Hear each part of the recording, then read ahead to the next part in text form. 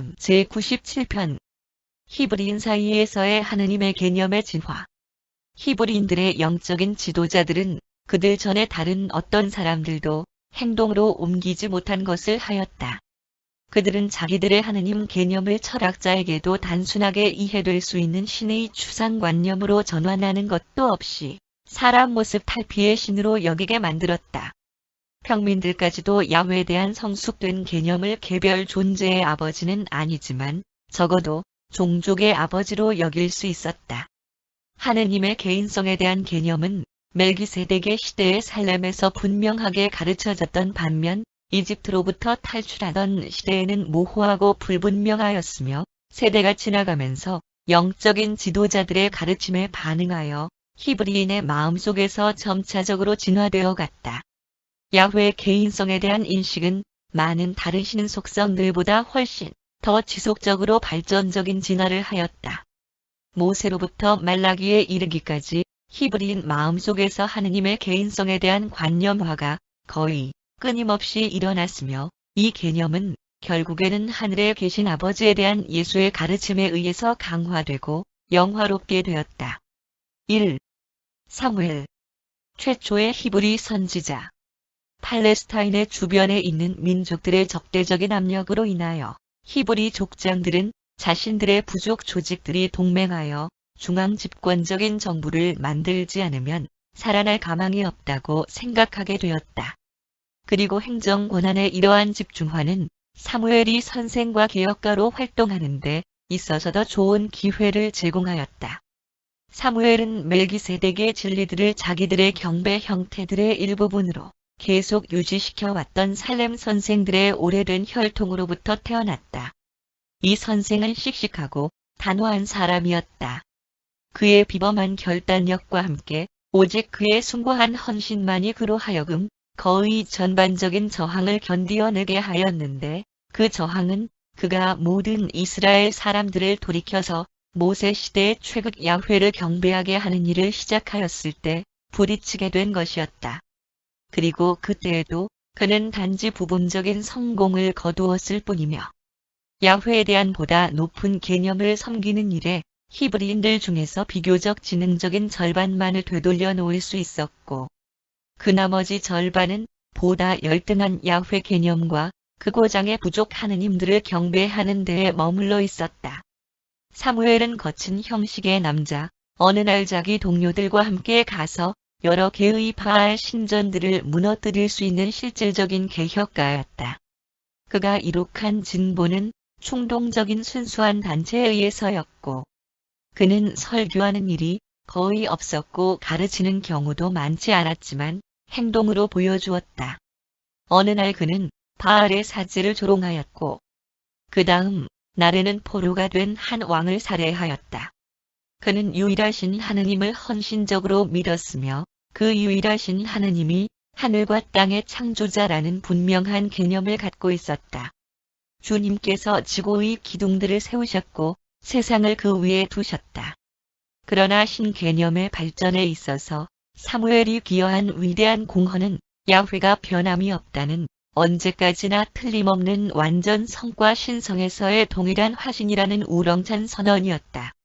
이 시대에는 야훼가 질투심이 있는 변덕스러운 이러이러하게 행하였던 것을 항상 후회하는 하느님으로 생각되었지만 그러나 이제는 히브리인들이 이집트에서 빠져나온 이후 처음으로 이러한 놀라운 말을 듣게 되었다. 이스라엘의 능력자는 거짓말하지 않으시고 후회하지도 않으시는데 왜냐하면 그는 후회할 수밖에 없는 사람이 아니시기 때문이다. 신성과의 거래에 있어서 안정감이 선포되었다.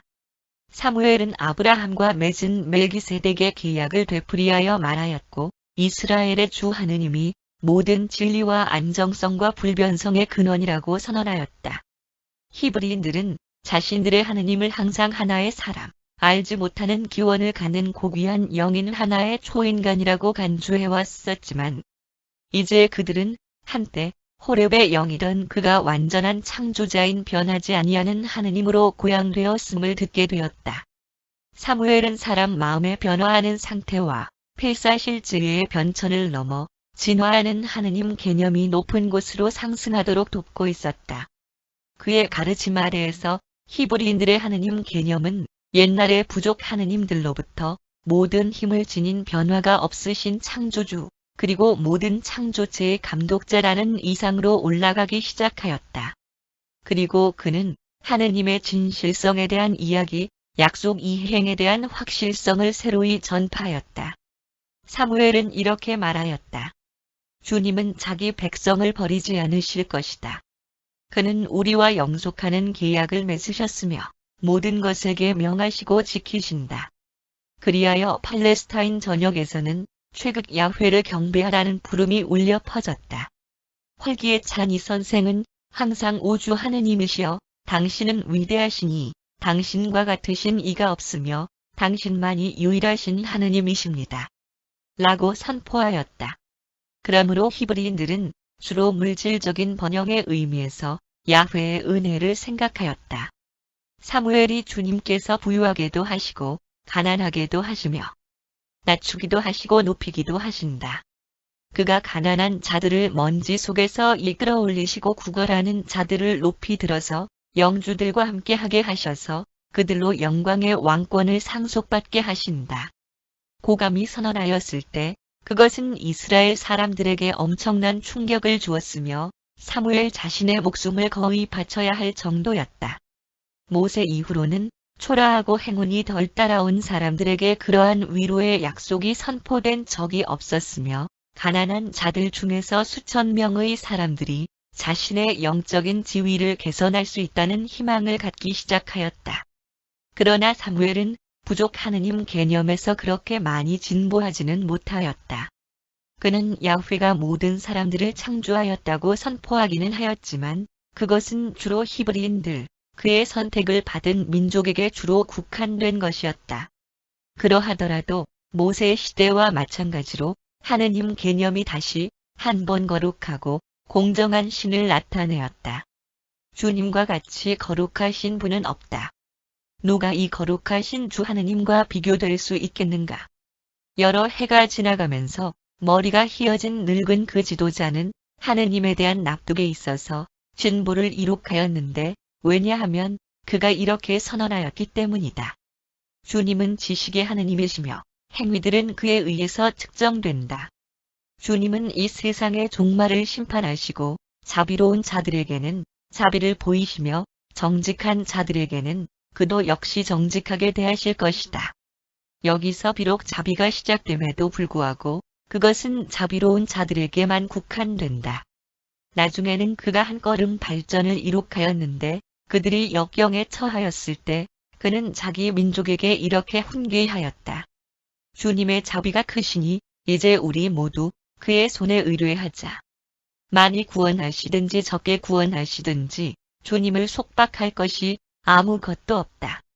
그리고 야훼의 성격에 대한 이러한 점증적 발전은 사무엘의 후계자들의 활동 아래에서 계속되었다. 그들은 야훼를 계약을 지키는 하느님으로 제시하고자 시도하였지만 사무엘이 지켰던 속도를 거의 유지하지 못하였으며 사무엘이 말년에 이해하게 되었던 하느님의 자비의 관념을 발전시키지 못하였다.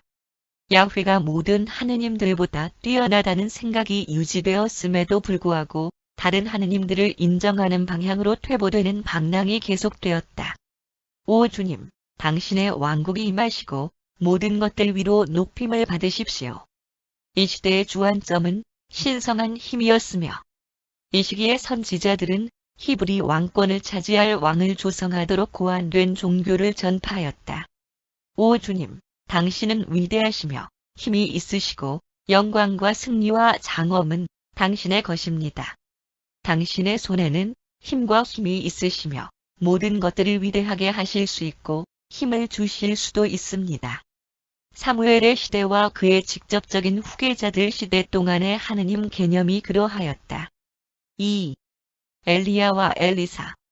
그리스도 이전 10세기경에 히브리 국가는 두 왕국으로 나뉘었다. 이렇게 정치적으로 나뉜 두 나라 모두 진리를 가르치는 선생들은 분단 전쟁 이후에도 비참하게 계속되었던 그리고 이미 깊어진 영적 퇴폐에서의 반작용하는 물결을 저지시키려고 노력하였다. 그러나 히브리 종교를 발전시키려는 이 노력들은 정의를 향하여 단호하고 대담한 전사였던 엘리야가 그의 가르침을 시작하기 전까지는 성공하지 못하였다. 엘리야는 사무엘 시대에 필적할 만한 하느님 개념을 북왕국에 부활시켰다.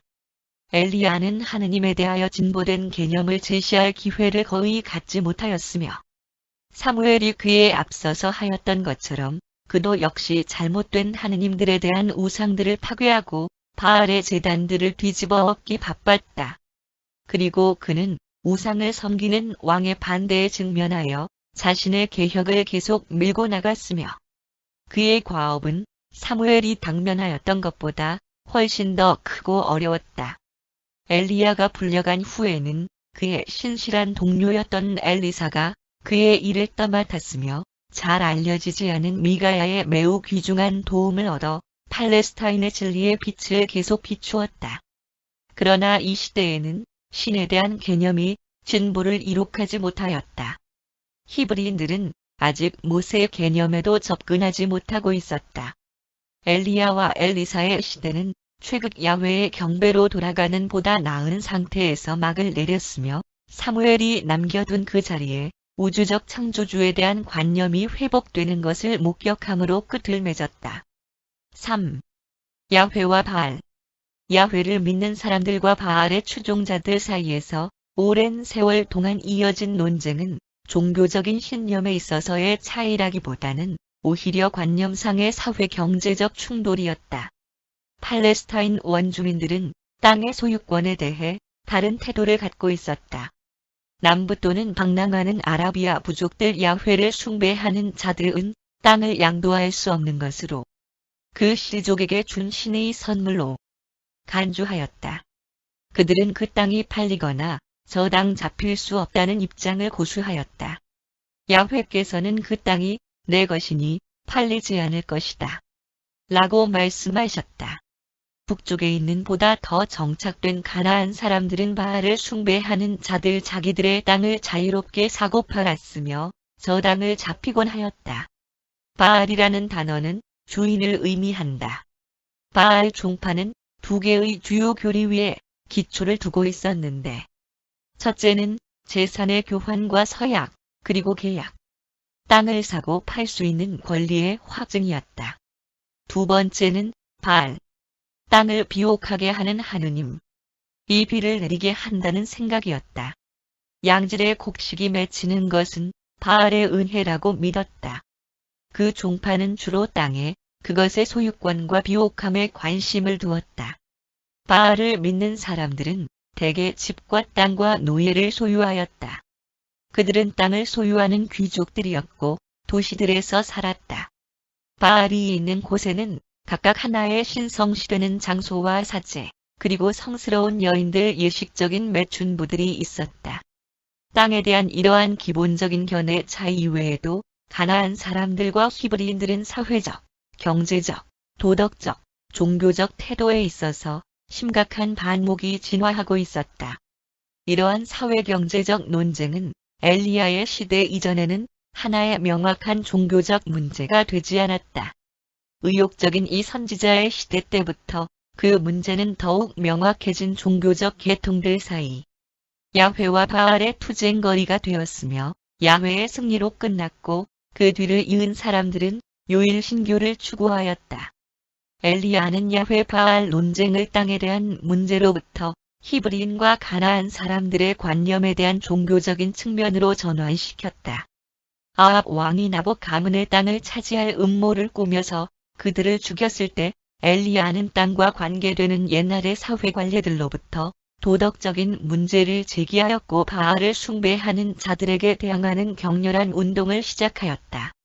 또한 이것은 도시인들에 의한 지배에 항거하는 시골 사람들의 투쟁이기도 하였다.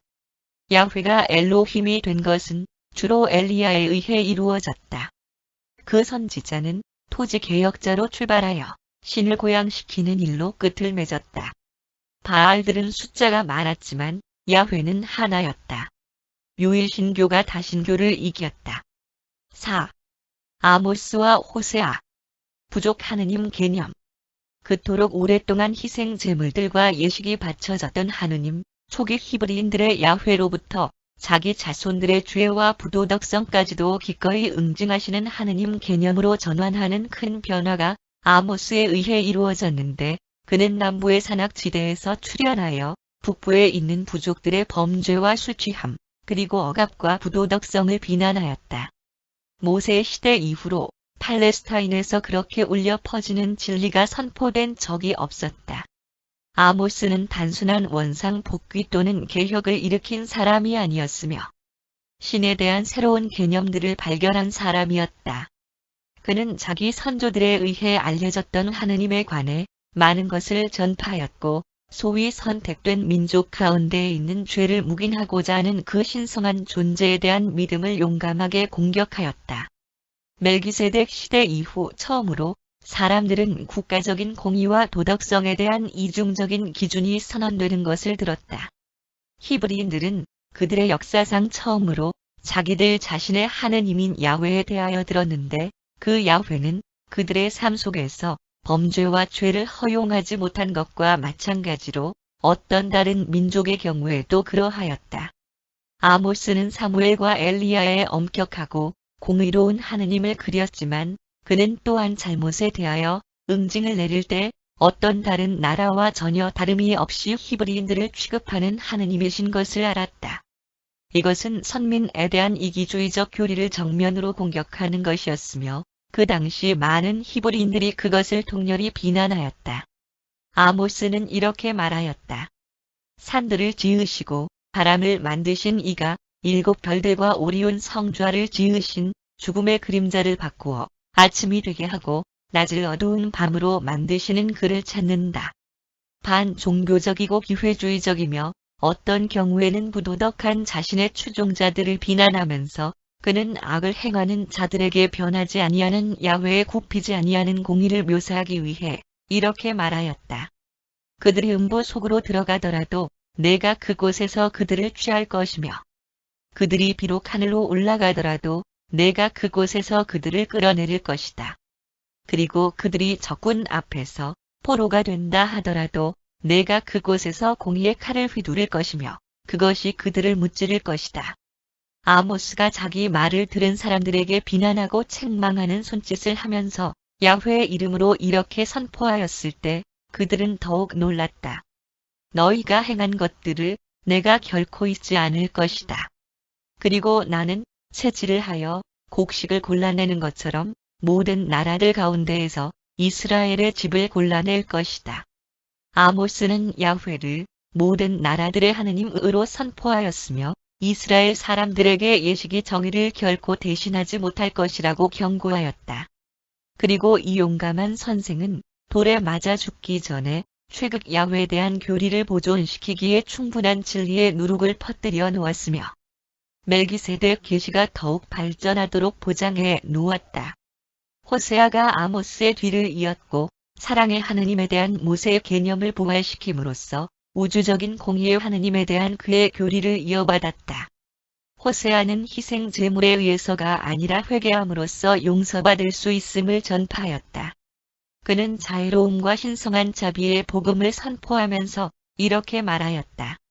나는 너희와 언제까지나 약혼 관계를 맺을 것이다.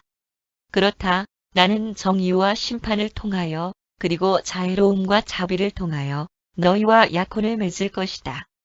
또한 나는 신실함으로 너희와 약혼을 맺을 것이다. 나는 나의 진노가 사라졌으므로 그들을 아무 값없이 사랑할 것이다. 호세아는 아모스의 도덕적인 경고를 신실하게 계속 전하면서 하느님에 대해 이렇게 말하였다. 내가 그들을 벌하는 것이 나의 뜻이다. 그러나 그가 나의 민족이 아니었던 사람들에게 너희는 나의 민족이라 말할 것이며, 그들은 당신이 우리의 하느님이십니다. 라고 대답할 것이다 라고 말하였을 때 그 이스라엘 사람들은 그것을 반역에 해당하는 잔혹한 것이라고 간주하였다. 그는 계속하여 회개와 용서를 전파하면서 이렇게 말하였다. 내가 그들의 타락을 고쳐줄 것이며 나의 진노가 사라졌으므로 그들을 값없이 사랑할 것이다. 호세아는 항상 희망과 용서를 선포하였다. 그의 메시지가 담고 있는 것은 항상 이러하였다. 나는 내 민족에게 자비를 베풀 것이다. 나 외에는 구원할 자가 없으므로 그들은 나만을 하느님으로 알게 될 것이다. 아모스는 히브리인들의 국가적인 의식을 자극하여 선택된 민족이라고 생각되었기 때문에 지은 범죄와 죄를 야훼가 용서하지 않을 것임을 그들이 깨닫도록 한 반면 호세아는 이사야와 그의 동료들에 의해 매우 절묘하게 찬미되었던 신성한 연민과 자에 대한 후대의 자비로운 화음에 있어서 서두를 장식하였다. 5. 첫 번째 이사야.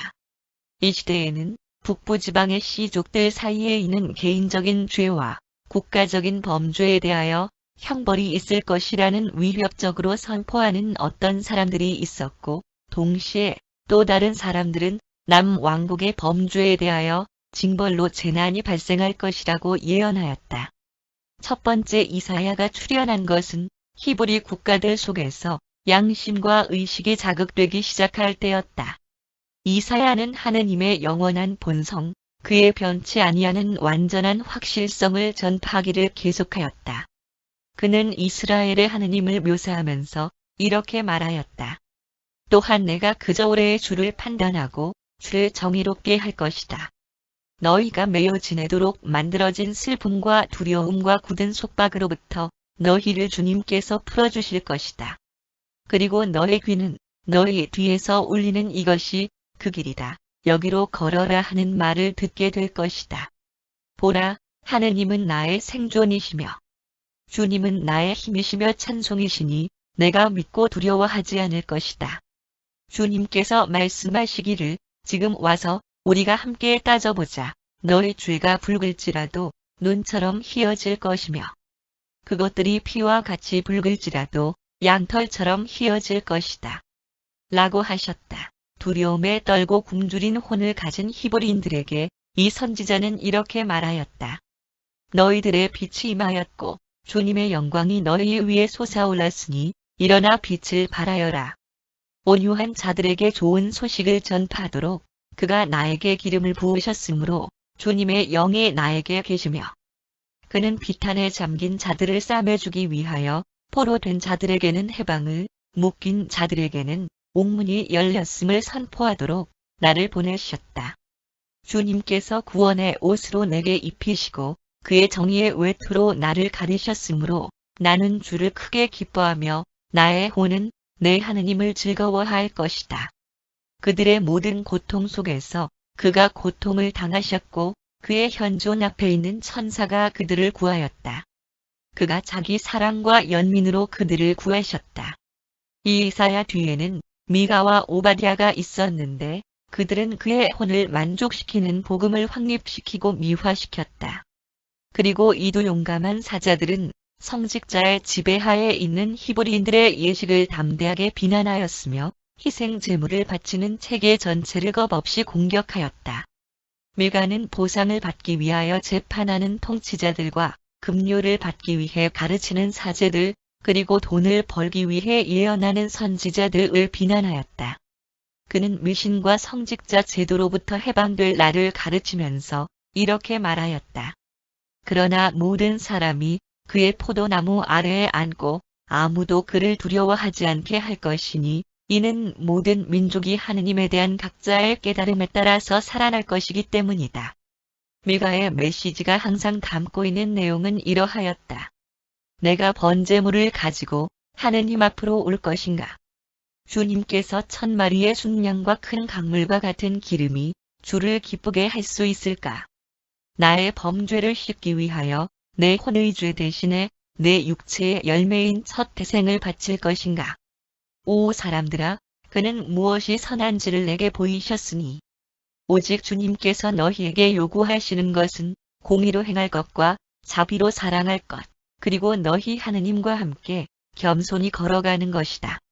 그리고 이때는 하나의 위대한 시대였으며 2500년 전에 끊어졌던 그러한 해탈시키는 메시지를 필사 사람들이 다시 듣게 되고 또 어떤 사람들은 믿게까지는 정말로 감동적인 시대였다.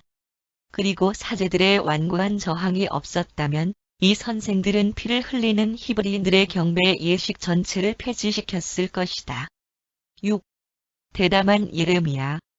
여러 선생들이 이사야의 복음을 계속하여 가르치는 동안 히브리인들의 하느님인 야훼를 국제화시키는 그 다음에 담대한 발걸음을 내딛는 일이 예레미야에게 주어졌다. 예레미야는 다른 나라들과 군사적 대결을 벌이는데 있어서 야훼가 히브리인들의 편만 드는 것이 아니라고 선언하였다. 그는 야훼가 지구 전체의 하느님, 모든 나라들과 모든 민족들의 하느님이시라고 주장하였다. 예레미야의 가르침은 이스라엘의 하느님을 국제화시키는 상승 파도를 점점 강하게 만드는 것이었으며 마침내 그리고 언제까지나 대담한 이 전도자는 야훼가 모든 나라들의 하느님이시며 이집트인들을 위한 오시리스나 바빌로니아 사람들을 위한 벨이나 아시리아 사람들을 위한 아슈르 또는 필리스타 사람들을 위한 다곤은 존재하지 않는다고 선포하였다. 그리하여 히브리인들의 종교는 이 시대 무렵과 그 이후의 유일 신교의 부흥을 온 세상에 나누어주게 되었으며 마침내 야훼의 개념은 행성에서의 그리고 심지어는 조화 우주 존엄성을 갖는 신으로 상승하였다. 그러나 예레미야의 동료들 중에서 많은 사람들은 히브리 국가로부터 독립된 야훼를 생각하기가 힘들었다. 또한 예레미야는 이사야가 묘사하였던 공의와 사랑의 하느님을 전파하면서 이렇게 선언하였다. 그렇다. 나는 영속하는 사랑으로 너희를 사랑한다. 그렇기 때문에 나는 자애로움으로 너희를 끌어내었다. 왜냐하면 그는 사람 자손들을 고의적으로 괴롭히시지 않기 때문이다. 두려움이 없는 이 선지자는 이렇게 말하였다. 우리 주님은 의로우시고 조언에서 위대하시며 그리고 실행에서 강력하시다. 그의 눈은 각 사람에게 그가 행한 결과에 따라 그리고 그의 방법에 따라 주시기 위해 사람의 모든 자손들이 나아가는 모든 길을 살피신다. 그러나 예루살렘이 포위된 동안 그가 이제는 내가 이 땅을 나의 종이며 바빌로니아의 왕인 느부갓네살의 손에 넘겨주겠다. 고 말하였을 때 불경스러운 반역죄로 간주되었다. 그리고 예레미야가 그 도시 사람들에게 항복하라고 조언하였을 때 사제들과 정부 관료들은 그를 비참한 지하 감옥인 진흙 구덩이에 던져버렸다. 7. 두 번째 이사야. 히브리 나라가 파괴되고 그들이 메소포타미아의 포로가 된 일은 그들의 사제 무리들의 단호한 행동만 없었다면 그들의 확대되는 신학에 큰 유익을 제공하는 기회가 될 수도 있었다. 그들의 나라는 바빌로니아 무리 앞에서 무너졌으며 그들의 민족적인 야훼 개념은 영적인 지도자들의 국제적인 훈계 때문에 상처를 입게 되었다. 모든 나라들의 국제화된 하느님에 대한 새롭고도 확대된 개념에도 불구하고 유대인들을 선택된 민족으로 재건시키려는 노력을 하면서 히브리 역사상에 나타나는 기적적인 사건들을 여러 배로 늘리고 그토록 긴 전설들을 창조하도록 유대인 사제들을 유도한 것은 자기들의 민족적인 하느님을 잃은 것에 대한 분노 때문이었다. 포로가 되어 있는 동안 유대인들은 바빌로니아의 전통들과 전설들에 의해 많은 영향을 받았는데 그들이 빌려온 갈대아인 들의 이야기들의 도덕적인 격조와 영적인 의의를 충실하게 개선하였다는 점을 유념해야 하지만 그럼에도 불구하고 그들은 변함없이 이 전설들을 왜곡시켜서 이스라엘의 조상과 역사의 명예와 영광을 반영시키고자 하였다. 이들 히브리 사제들과 서기관들은 그 마음속에 오직 한 가지 관념밖에 없었으며 그것은 유대 나라의 회복, 히브리 전통들을 영화롭게 하고 자기들의 인종적인 역사를 고상하게 만드는 것이었다. 만약에 이 사제들이 서방 세계의 그토록 넓은 지역에 그들의 잘못된 관념들을 심었다는 사실에 대해 분개한다면 그들이 이 일을 고의적으로 하지 않았음을 기억해야만 할 것이며 그들은 영감에 의해 기록되었다고 주장하지 않았고 성스러운 책을 쓰겠다고 선서하지도 않았다. 그들은 단순히 포로가 되어 있는 자기 동료들의 저하되는 용기를 북돋아주기 위하여 하나의 교과서를 준비하였던 것뿐이다. 그들은 자기 동포들의 민족적 영과 사기를 증대시키는 것을 분명한 목표로 삼았다. 그것이 후대까지 남아있게 되어 사람들은 이것들과 다른 문헌들을 조합하여 마치 오류가 없는 가르침인 듯한 지침서를 만들게 되었다. 포로기 이후에 유대인 사제들은 이 문헌들을 자유롭게 사용하였지만 첫 번째 이사야의 정의와 사랑과 공의 그리고 자비의 하느님에게로 충분히 전향한 젊고 불굴의 의지를 가진 두 번째 이사야의 현존으로서 그들의 동료 포로들에 대한 그들의 영향력이 크게 회방을 받았다. 그는 또한 야훼가 모든 나라들의 하느님이 되셨다는 예레미야와 같은 생각을 가졌다. 그는 유대인들뿐만 아니라 그들을 포로로 잡은 사람들 사이에서도 똑같이 개종자들을 만드는 효력을 나타내는 그러한 말을 하면서 하느님의 본성에 대한 이 이론들을 전파하였다. 그리고 이 젊은 전도자는 자기 가르침들을 기록으로 남겼는데 첫 번째 이사야의 작품들 속에 그것들을 편입시키도록 유도한 그 아름다움과 장엄함에 대해 존경을 나타냈음에도 불구하고 그것들로 인하여 적대적이고 앙심을 품은 사제들은 그를 제거시키려고 하였다. 그리하여 두 번째 이사야의 작품들은 40장부터 55장에 삽입되면서 그 이름으로 되어져 있음을 발견하게 될 것이다. 마키벤타부터 예수 시대에 이르기까지 어떤 선지자나 종교적 선생도 이 포로 시대의 두 번째 이사야가 선포하였던 높은 하느님 개념을 달성하지 못하였다. 이 영적인 지도자가 선포한 것은 작은 사람 모습의 신, 사람이 만든 하느님이 결코 아니었다. 보라, 그가 섬들을 매우 작은 물건처럼 들어 올릴 것이다. 그리고 하늘들이 땅보다 높은 것처럼 나의 방법은 너의 방법보다 높으며 나의 생각은 너의 생각보다 깊다. 마키벤타 멜기세덱은 마침내 인간 선생이 참된 하느님을 필사 사람에게 전파하는 것을 보게 되었다. 첫 번째 이사야와 마찬가지로 이 지도자는 하느님이 우주를 창조하시고 유지하는 분이심을 전파하였다. 내가 지구를 만들었고 사람을 거기에 두었다. 내가 쓸데없이 그것을 만들지 않았으며 사람이 살 수 있도록 그것을 조성하였다. 나는 처음이요 마지막이며 나 외에는 하느님이 없다. 이스라엘의 주 하느님을 전하면서 새로 나타난 이 선지자는 이렇게 말하였다. 하늘들이 사라지고 땅이 점점 쇠퇴할 수 있지만 나의 정의는 언제까지나 없어지지 않을 것이며 나의 생존은 세대마다 계속될 것이다. 내가 너희와 함께 있으니 너희는 두려워하지 말며 내가 너희 하느님이니 너희는 놀라지 마라. 나 외에는 하느님, 공의의 하느님이며 구원자 이 없다. 그리고 수천 명의 사람들이 그 후로 계속 다음과 같은 말을 들었을 때 그것이 유대인 포로들을 위로해 주었다. 그러므로 주님께서 내가 너희를 창조하였고 내가 너희를 되찾았고 너희 이름으로 너희를 불렀으며 너희는 내 것이다 라고 말씀하신다. 너희가 물을 지나갈 때 너희가 내 앞에 소중한 존재이므로 내가 너희와 함께 할 것이다. 어떤 여인이 자신의 젖먹이 아이를 잃음으로써 자기 자식에 대한 연민의 정을 갖지 않을 수 있겠느냐. 그렇다. 그 여인은 잊을 수 있을지라도 나는 내 자녀들을 잊지 않을 것인데 왜냐하면 내가 그들을 내 손바닥에 새겼기 때문이며 내가 내 손의 그늘로 그들을 보호하였다. 사악한 자들로 하여금 자기 길을 떠나고 불의한 자들로 하여금 자기 생각을 버리게 하며 그를 주님께로 돌아오게 하라. 그러면 그가 그에게 자비를 베푸실 것이며 그를 우리 하느님께로 돌아오게 하라. 왜냐하면 그가 후하게 용서하실 것이기 때문이다. 살렘의 하느님에 대한 이 새로운 계시의 복음에 다시 귀를 기울여 보자. 그가 목동처럼 자기 양떼들을 먹이실 것이며 양들을 자기 팔로 모으시고 품에 안아 옮기실 것이다. 약한 자들에게는 그가 능력을 주시며 힘이 없는 자들에게는 힘을 주신다.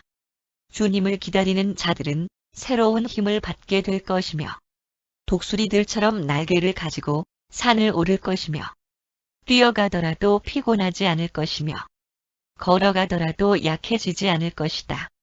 이 이사야는 최극 야훼에 대한 확대되는 개념의 복음을 멀리까지 전하였다. 그는 이스라엘의 주 하느님을 우주적 창조주로 묘사하는 웅변술에 있어서 모세와 경쟁이 될 만하였다. 그는 우주 아버지의 무한한 속성을 묘사함에 있어서 시적이었다.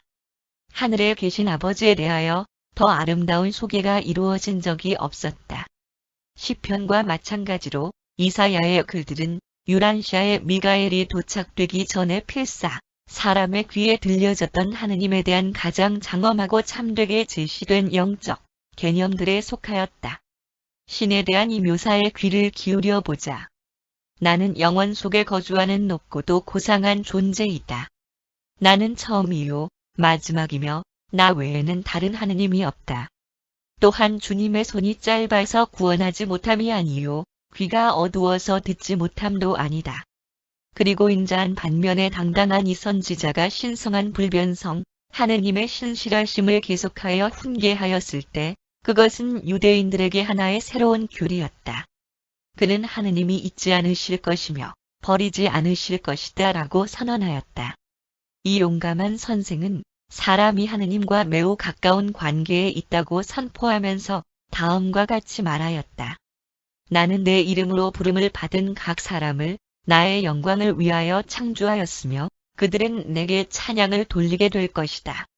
나는 나를 위하여 그들의 범죄를 지워버리며 그들의 죄를 기억도 안 할 것이다. 이 위대한 히브리인이 민족의 하느님의 개념을 무너뜨리고 한편 영광 속에서 그가 우주 아버지의 신성을 선포하는 소리를 들어보라. 우주 아버지에 대하여 그는 하늘들은 나의 보좌이며 땅은 나의 발판이다. 라고 말하였다. 그럼에도 불구하고 이사야의 하느님은 거룩하시고 장엄하시며 올바르시고 그리고 불가사의하시다. 사막에 거주하는 배도위인, 족속에 화내고 복수심에 불타며 질투하는 야훼의 개념은 거의 사라졌다.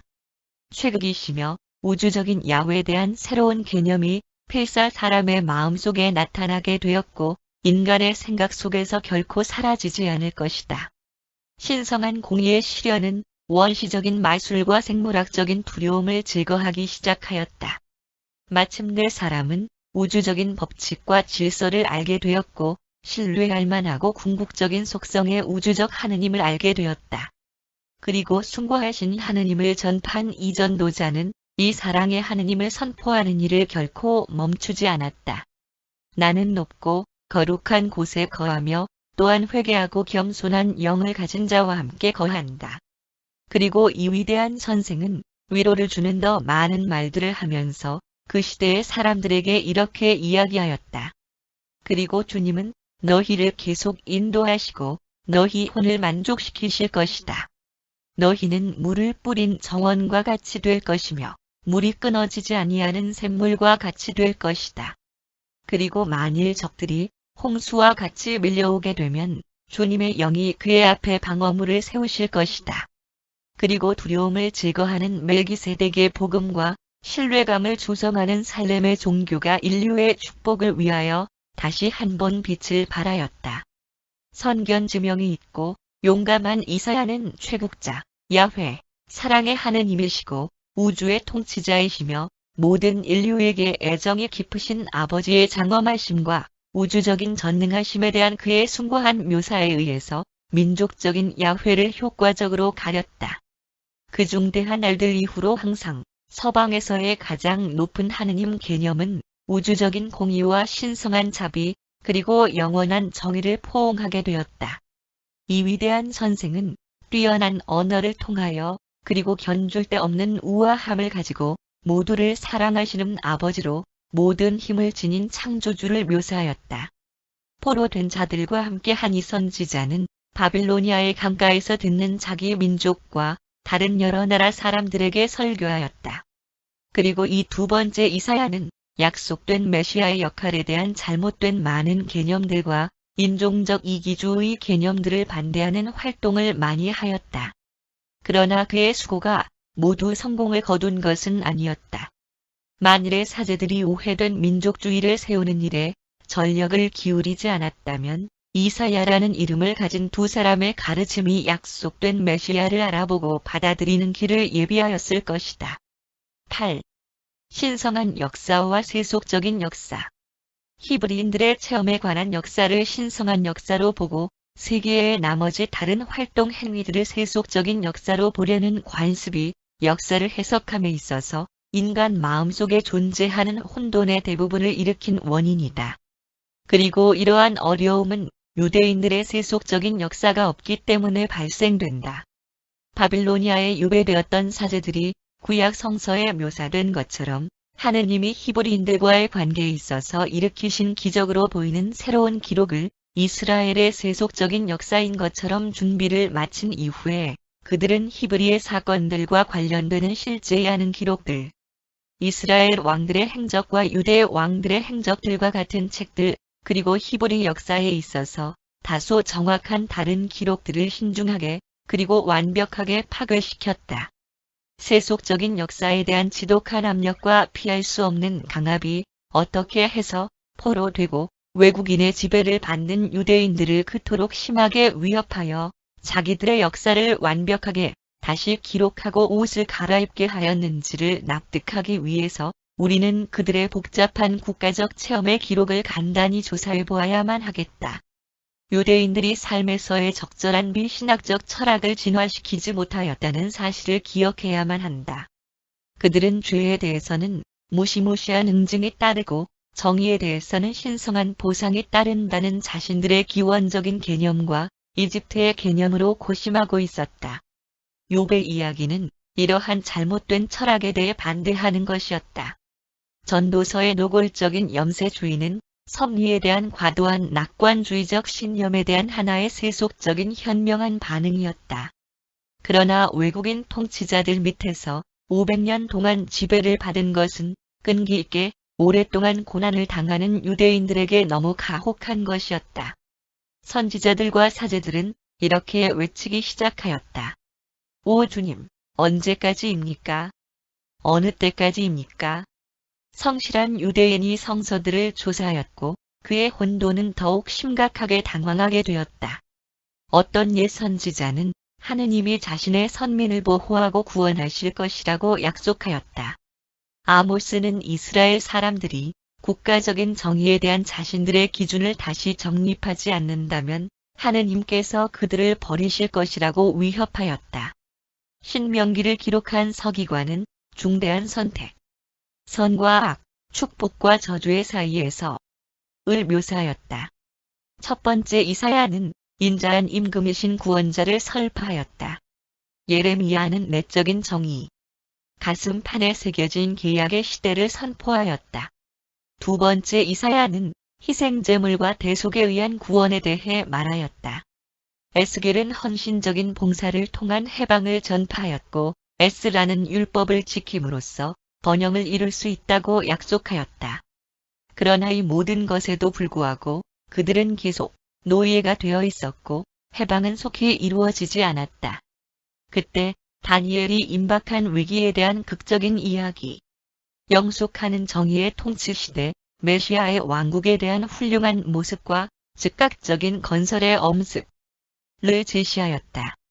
그리고 이러한 모든 잘못된 희망이 그토록 심각한 인종적 실망과 좌절을 가져오게 하였는데 그로 인하여 유대인 지도자들은 너무나 혼돈을 일으킨 나머지 신성한 낙원 천국의 아들이 마침내 필사자 모습, 사람의 아들로서 육신화하여 그들에게 도래하였을 때 그의 임무와 사명활동을 알아보지도 못하였고 받아들이지도 못하였다. 현대의 모든 종교들은 인간 역사의 특정한 신시대들에 대해 초자연적인 해석을 시도하는 데 있어서 심각한 실책을 저질러 왔다. 하느님께서 인간적 사건들의 흐름 속으로 신의 뜻에 의해 개입하는 아버지의 손을 여러 차례 밀어넣으시기는 하셨지만 신학적인 교리와 종교적인 미신을 인간 역사의 흐름 속에 이루어진 기적적인 행동에 의해서 나타나는 초자연적 침전물로 간주하는 것은 오류이다. 지고자들이 사람의 왕국에서 다스린다. 는 사실이 세속적인 역사를 소위 신성시되는 역사로 바꾸지는 않는다. 신약 성서의 저자들과 후대의 그리스도교 저술가들은 선의의 뜻으로 유대인 선지자들을 초월적인 존재로 변화시키려고 시도함으로써 히브리 역사에 대한 왜곡을 더욱 복잡하게 만들었다. 그래서 히브리 역사는 유대인 그리고 그리스도교 저술가들 모두에 의해서 비참하게 착취당하였다. 세속적인 히브리 역사는 철저하게 교리화되어 왔다. 그것은 신성시되는 역사에 꾸며낸 이야기로 바뀌어 왔으며 소위 그리스도교 국가들의 도덕적인 개념들과 종교적인 교훈들과 뒤엉켜서 묶여져 왔다. 히브리 역사에 있어서 중요한 대목들을 간단히 살펴본다면 기록된 사실들이 유대인 사제들에 의해 바빌로니아에서 어떻게 그토록 심하게 변경되어 그들 민족의 일상적인 세속 역사가 허구적이고 신성시되는 역사로 변화되었는지를 알 수 있다. 9. 히브리 역사. 이스라엘은 12개의 부족이 된 적이 없었다. 팔레스타인에 정착한 부족은 3 또는 4에 불과하였다.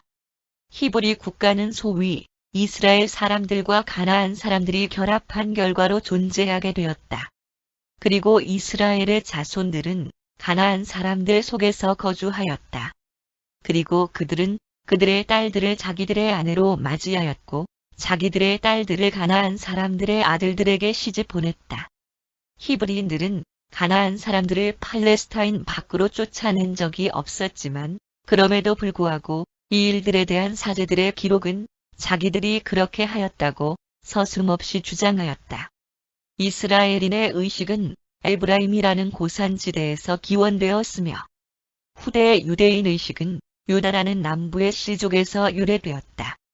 유대인 유다 사람들은 항상 북부의 이스라엘 사람들 에브라임 사람들의 기록을 모욕하고 나쁘게 평가하려고 하였다. 거짓된 히브리 역사는 암몬 족속들이 자기 부족들 길르앗 사람들 요단의 동쪽을 침공한 것에 대항하기 위하여 북부의 시족들을 사울이 소집하는 것으로부터 시작한다. 그는 3,000명 정도의 군사로 적을 무찔렀으며 이 공로로 그는 고산지 부족들에 의해 왕으로 추대되었다. 유배된 사제들은 이 이야기를 기록하면서 사울의 무리를 33만 명으로 부풀렸고 유다 족속도 그 전투에 참여한 것으로 덧붙였다. 암몬 족속을 무찌른 직후에 사울은 자기 군사들에 의해 대중적인 방법의 선거로 왕이 되었다. 어떤 사제나 선지자도 이 일에 관여하지 않았다. 그러나 그 사제들은 나중에 사울이 신성한 지시에 따라 선지자 사무엘에 의해 왕으로 추대되었다는 기록을 삽입하였다. 이것은 그들이 다윗의 유대나라 왕위를 거룩한 혈통으로 세우려는 의도에서였다. 유대 역사 중에서 가장 심한 왜곡은 다윗에 관한 것이었다. 사울이 암몬 족속들을 무찌른 이후에 그는 야훼게로 공을 돌렸음. 팔레스타인 사람들은 무장을 하게 되었고 북부 지방의 시족들을 공격하기 시작하였다. 다윗과 사울은 결코 화합할 수 없었다. 다윗과 600인은 팔레스타인 동맹에 가입하였고 에스드렐론 해안선으로 진격해 올라갔다. 가드에 이르자 팔레스타인 사람들은 다윗에게 전쟁터를 떠나라고 명하였는데 그들은 그가 사울에게 동조할 수 있음을 염려하였다. 다윗은 물러났으며 팔레스타인 사람들이 공격하여 사울을 격퇴시켰다. 다윗이 이스라엘에게 충성하였다면 그들이 이렇게 할 수 없었다. 다윗의 무리는 여러 나라의 반항자로 잡다하게 구성되어 있었는데 대부분의 사람들은 사회에 적응하지 못하고 공의를 피해 달아난 사람들이었다. 사울이 팔레스타인 사람들에 의해 길보아에서 비참하게 패배함으로 말미암아 야훼는 주변의 가나안 사람들의 눈에 하느님들 중에서 가장 낮은 하느님으로 여겨지게 되었다. 대개 사울의 패배는 야훼가 변심한 탓으로 돌려질 수도 있었지만 이때 유다 민족 편집자들은 그것을 예식의 실수 탓으로 돌렸다.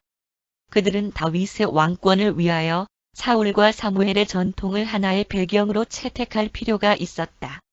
적은 숫자의 무리를 가진 다윗은 히브리 성읍이 아닌 헤브론에 자기 근거지를 두었다. 이윽고 그의 동료들은 그를 유다의 새 왕국의 왕으로 선포하였다. 유다는 대개 히브리인이 아닌 족속들, 겐 족속, 갈렙 족속, 여부스 족속, 그리고 다른 가나안 족속들로 구성되어 있었다. 그들은 방랑자들, 목축업자들이었으며 그래서 땅의 소유권에 대한 히브리 관념에 헌신하였다. 그들은 사막의 씨족들이 갖는 관념을 지지하였다.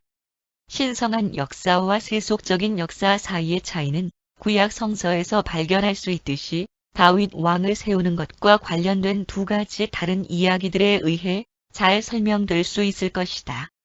그의 측근 동료들, 그의 무리 이 그를 왕으로 만든 방법이 사제들의 실수로 기록에 남게 되었는데 그 사제들은 선지자 사무엘이 신성한 지시에 의해 다윗을 그의 형제들 중에서 선택하고 공식적으로 그리고 정교하고도 엄숙한 예식을 고심하여 만들므로써 그를 히브리인들의 왕으로 기름을 붓고 그 다음에는 그를 사울의 후계자로 선포하는 일을 진행시킨 방법을 묘사한 신성한 역사의 길고도 몸이 건조한 변명을 나중에 만들어내었다. 사제들은 이스라엘에 대한 하느님의 기적적인 관계에 대하여 자기들 나름대로 거짓된 이야기를 꾸미면서 이미 기록에 들어있는 평범하고도 사실에 관계되는 내용들을 충분히 제거하지 못하는 경우가 매우 많이 있었다. 다윗은 처음에는 사울의 딸과 결혼함으로써 정치적으로 자신의 입지를 굳히려고 하였으며 그 다음에는 에돔 사람이며 부자인 나발의 과부와 그리고 그 다음에는 게슈르 왕인 달메의 딸과 결혼하였다. 그는 히타이트 족속의 아내인 밧세바 말고도 여부스 족속에서 6명의 아내를 취하였다. 그리고 그런 방법으로 그런 민족으로부터 다윗은 에브라임 사람의 이스라엘 왕국, 사라지는 북부의 왕국의 유산과 전통의 후계자로서 유다라는 신성한 왕국에 대한 허구를 꾸며냈다.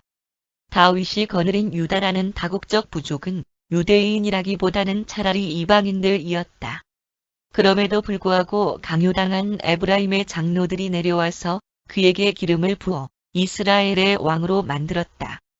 군사적인 협박을 가한 후에 다윗은 여부스 사람들과 조약을 맺었고 연합된 왕국의 수도를 여부스 예루살렘에 세웠는데 그곳은 유다와 이스라엘 사이의 중간에 위치한 매우 강력한 성벽을 가진 성읍이었다. 팔레스타인 사람들이 자극을 받아 곧 다윗을 공격하였다. 격심한 전투가 있은 후에 그들은 패배하였고 야훼는 다시 한번 만군의 주 하느님으로 확립되었다. 그러나 다윗 무리 대부분이 히브리인이 아니었기 때문에 야훼는 어쩔 수 없이 가나안 하느님들과 영광의 일부를 나누게 되었다. 그리하여 너희들이 보는 기록에 유다의 편집자들이 간과하였던 비밀을 폭로하는 이러한 말들이 기록되어 있는 것이다.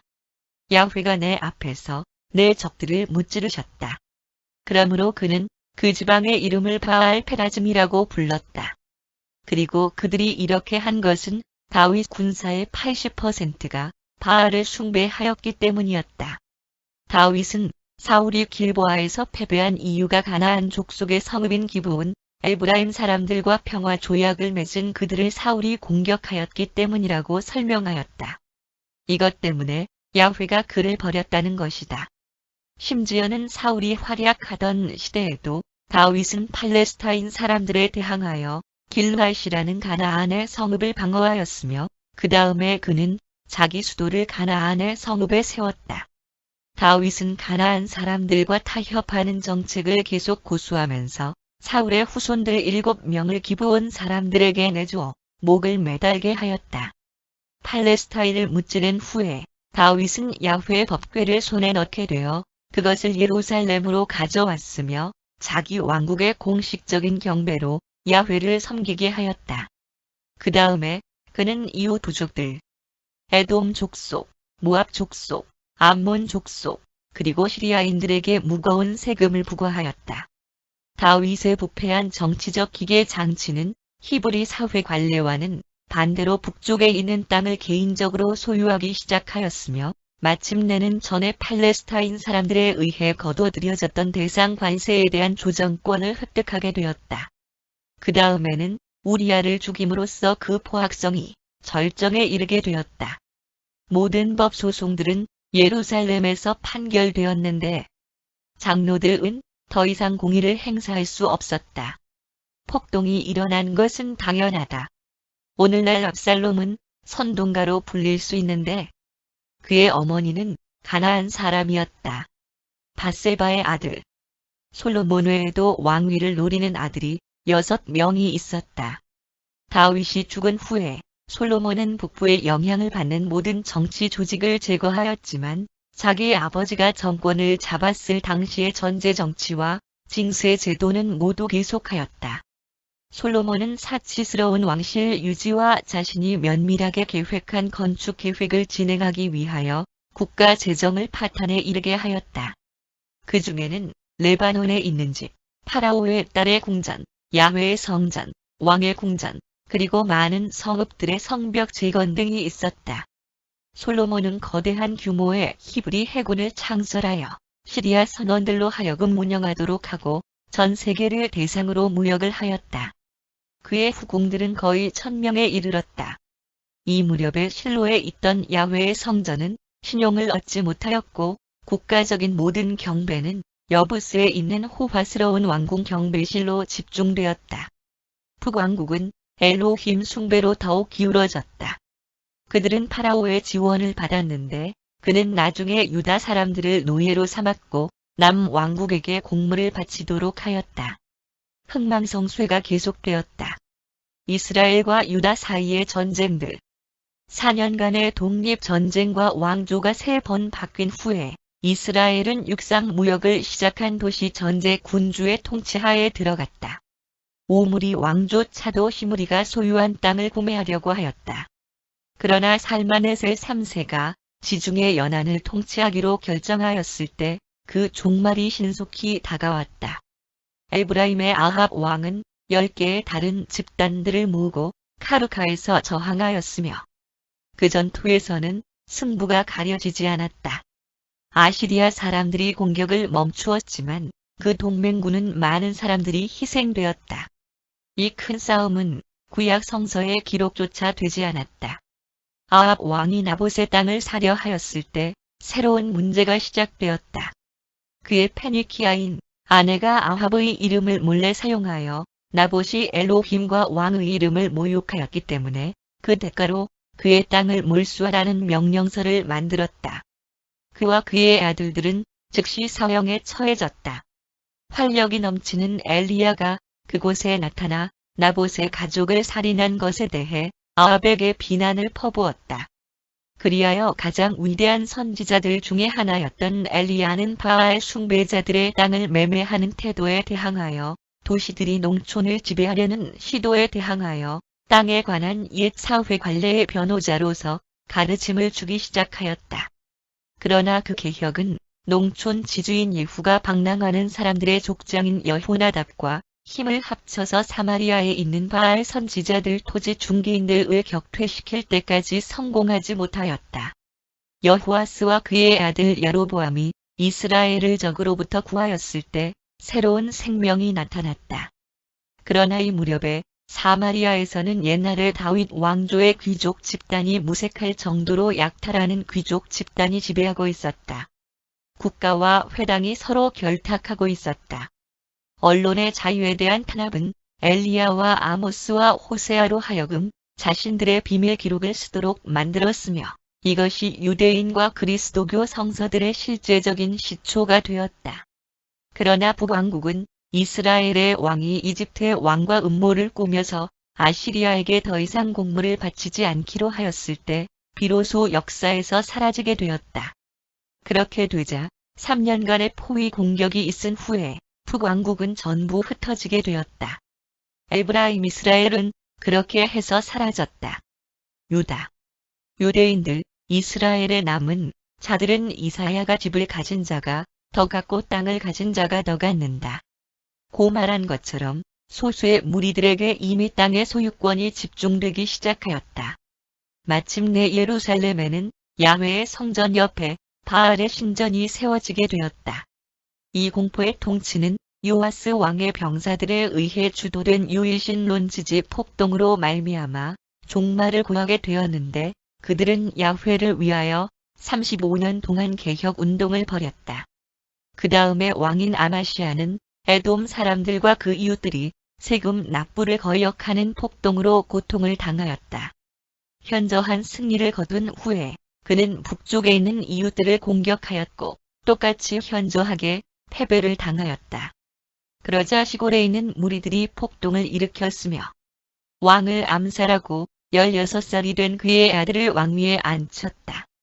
그가 바로 아마시아인데 이사야는 그를 웃시야라고 불렀다. 웃시야가 물러난 후에는 상황이 더욱 나빠졌고 유다는 아시리아의 왕들에게 공물을 바침으로써 100여 년 동안 존속될 수 있었다. 첫 번째 이사야는 그들에게 야훼의 성읍인 예루살렘이 결코 망하지 않을 것이라고 말하였다. 그러나 예레미야는 그것이 함락될 것임을 주저하지 않고 선포하였다. 유다의 실제적인 파멸은 소년 왕인 므낫세의 통치 아래에서 일한 정치인들의 경쟁적인 타락과 시부로 인하여 초래되었다. 변화하는 경제 체제로 말미암아 바알 경배가 융성하게 되었는데 그들의 사유지 매매는 야훼의 관념에 위배되는 것이었다. 아시리아의 몰락과 이집트의 패권이 유다를 잠시 동안 해방하였고 시골 세력이 우세하게 하였다. 요시아의 통치 아래에서 그들은 타락한 정치인들의 예루살렘 동맹을 격퇴시켰다. 그러나 이 시대는 바빌로니아에 대항하는 아시리아를 돕기 위해 이집트로부터 해안선을 따라 이동하는 네코의 강력한 무리를 가로막기 위해 요시아가 시도하였을 때 비참한 종말을 맞게 되었다. 그는 철저히 실패하였고 유다는 이집트에게 공물을 바치는 신세가 되었다. 바알을 섬기는 정치 집단이 예루살렘에서 다시 권세를 장악하게 되었고 그리하여 실제 이집트인 속박이 시작되었다. 그러고 나서 바알을 추종하는 정치인들이 사법권과 사제 계급을 조정하는 시대가 되었다. 바알 경배는 땅의 비옥함과 관련되었을 뿐만 아니라 재산 소유권과 관계되는 경제적 그리고 사회적 체계였다. 느부갓네살에 의해 네코가 패배함으로써 유다는 바빌로니아의 통치를 받게 되었고 10년 동안 특별한 대우를 받았지만 곧 반란을 일으켰다. 느부갓네살이 그들을 공격하려고 왔을 때 유다 사람들은 야훼를 자극시키기 위하여 노예들을 풀어주는 등 사회적인 개혁을 시작하고 있었다. 바빌로니아의 무리가 일시적으로 물러가자 히브리인들은 자기들의 마술적인 개혁이 자기들을 구원하였다고 기뻐하였다. 예레미야가 그들에게 임박한 파멸을 선언한 것은 바로 이때였으며 얼마 안 있어서 느부갓네살이 되돌아왔다. 그리하여 유다의 종말이 갑작스럽게 임하였다. 그 성읍은 파괴되었고 사람들은 바빌로니아의 포로로 잡혀갔다. 야훼 바알 투쟁은 포로가 됨으로써 끝나게 되었다. 그리고 이스라엘의 남은 사람들은 포로가 되는 그 사건으로 말미암아 충격을 받고 유일신론으로 변하게 되었다. 바빌로니아에 있는 유대인들은 팔레스타인에 있었던 작은 집단으로서는 자기들의 특별한 사회적 경제적 관습들을 유지하면서 존재할 수 없다는 결론을 내리게 되었고 만약에 자기들의 관념이 우세하다면 그 이방인들을 변화시킬 수 있을 것이라는 결론에 도달하였다. 그리하여 운명에 대한 그들의 새로운 개념, 유대인들이 야훼의 선택받은 종들임에 틀림없다는 개념이 기원되었다. 구약 성서의 유대 종교는 실제적으로는 포로가 되었던 바빌로니아에서 진화되었다. 불멸성에 대한 교리 역시 바빌로니아에서 형성되었다. 유대인들은 사회적인 공의에 대한 자기들의 복음에 대한 강조와는 동떨어진 내세의 관념을 생각해 왔었다. 이제는 처음으로 신학이 사회학과 경제학을 대치시키게 되었다. 종교는 인간의 생각과 행위의 체계로 모양을 갖추게 되었고 정치와 사회, 그리고 경제로부터 점점 더 분리되게 되었다. 그리고 유대 민족에 관한 진실이 밝혀지는 만큼 신성한 역사로 여겨져 온 많은 것들이 일상적인 세속적 역사의 기록에 불과함을 알게 된다. 유대주의가 그리스도교를 발전시킨 토양이었던 것이 사실이지만 유대인들은 초자연적인 민족이 아니었다. 10. 히브리 종교. 그들의 지도자들은 자신들이 신성하는 해로 특별한 자유와 독점권뿐만 아니라 유일하신 하느님에 대한 진리를 모든 나라들에게 전파하는 특별한 임무를 받은 선택된 민족임을 이스라엘 사람들에게 가르쳤다. 그리고 그들은 자기들이 이 운명을 성취시키기만 한다면 자기들이 모든 민족들의 지도자가 될 것이라고 약속하였으며 도래할 메시아가 평화의 영주로서 그들 그리고 온 세계를 다스리게 될 것이라고 약속하였다. 유대인들이 페르시아인들에 의해 해방되었을 때 그들은 율법과 희생제사 그리고 예식에 관계된 자기들 자신의 성직자 지배 규범에 속박을 받는 신세로 전락하였을 뿐이었다. 그리고 희생제사와 고행에 대한 모세의 고별 연설 속에 제시되었던 하느님에 대한 훌륭한 이야기를 히브리 시족들이 거부한 것과 같이 히브리 민족 중에서 남아있는 이 사람들은 점점 확장되는 자신들의 사제 제도에 대한 규칙과 규례 그리고 예식에 대한 두 번째 이사야의 장엄한 개념을 거부하였다. 국가적 이기주의, 약속된 메시아에 대한 잘못된 신앙, 그리고 사제 계급의 점점 더 심해지는 속박과 횡포로 인하여 영적인 지도자들 다니엘, 에스겔, 학개, 말라기를 제외하고의 외침은 언제까지나 묵살되었으며 그 시대로부터 세례 요한의 시대까지 모든 이스라엘 사람들은 점점 더 심화되는 영적 퇴보를 체험하였다. 그러나 유대인들은 우주 아버지에 대한 개념을 잃지 않았으며 그리스도 이후 20세기까지도 이심 개념을 계속 따라왔다. 모세로부터 세례 요한에 이르기까지 사악한 통치자들을 끊임없이 꾸짖고 상업화된 사제들을 비난하며 최극이신 야훼, 이스라엘의 주 하느님 경배를 고수하도록 그 민족에게 계속적으로 훈계하면서 한 세대로부터 다음 세대로 유일신론의 횃불을 전해주었던 성실한 선생들의 계통이 끊어지지 않고 이어져 내려갔다. 한 나라를 이루었던 유대인들은 결국에는 자기들의 정치적인 정체성을 잃었지만 유일하신 우주적 하느님에 대한 진실한 믿음을 갖는 히브리 종교는 흩어진 유랑민들의 가슴 속에 계속 살아있다. 그리고 이 종교는 그 추종자들의 최고 가치들을 보존할 수 있도록 효과적으로 기능해왔기 때문에 살아남아 있다. 유대인의 종교는 한 민족의 이상들을 보존하였지만 진리의 영역들에 대한 철학적인 창조적 발굴을 더욱 발전시키고 육성시키는 일에는 실패하였다. 유대인의 종교는 많은 결점들, 철학이 부족하였고 심미적인 본질 특성이 거의 없었음을 갖고 있었던 반면 도덕적인 가치들을 보존시켰으며 그렇기 때문에 존속되었다. 신에 대한 다른 개념들과 비교할 때 최극이신 야훼는 개념이 뚜렷하고 생생하며 개인적이고 도덕적이었다. 유대인들은 다른 민족들에서는 거의 찾아볼 수 없을 정도로 정의와 지혜와 진리, 그리고 공의를 사랑하였지만 이러한 신성한 본질 특성들에 대한 영적인 납득과 지적인 깨달음을 모든 민족들에게 미치는 일에 있어서는 기여한 바가 거의 없었다. 히브리 신학이 확대되는 일을 거절하기는 하였지만 두 개의 다른 세계적 종교, 그리스도교와 마호메교의 발전에 중요한 역할을 담당하였다. 또한 유대인의 종교를 존속되게 한 것은 그 제도 때문이기도 하였다. 종교가 개별 존재화된 개인들의 사적인 관습으로 살아남기는 힘들다. 이것은 계속하여 종교 지도자들의 실수가 되어 왔는데 산업화된 종교의 악한 면들을 보면서 그들은 집단적으로 기능하는 그 기법을 파괴시키려고 모색하였다. 모든 예식들을 없애는 대신 그들은 그것을 잘 개선시키려고 노력하였다.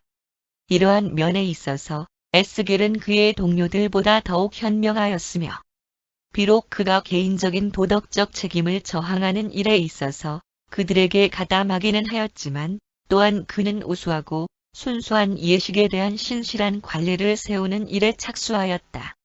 그리하여 계속적으로 나타난 이스라엘의 선생들은 그때까지 유란시아에서 발생되었던 종교의 진화에 있어서 가장 큰 업적을 달성하였는데 그것은 미개한 정령 야훼에 대한 야만적인 개념, 폭음을 내면서 폭발하는 신화의 산화산의 질투심이 많고 잔인한 영 하느님이 나중에는 만유의 창조자이며 모든 인류를 사랑하시고 자비를 베푸시는 아버지인 최극이신 야훼에 대한 고양되고 숭고한 개념으로 점진적이지만 계속적으로 변환되었다. 그리고 하느님에 대한 이러한 히브리 개념은 그의 아들인 느바돈의 미가엘의 삶의 모범과 개인적인 가르침에 의해서 절묘하게 확대되고 더욱 확대되었을 그 시대 전까지는 우주 아버지에 대한 인간적 심상 중에서 가장 높은 것이었다. 느바돈의 멜기세덱에 의해 제시되었음.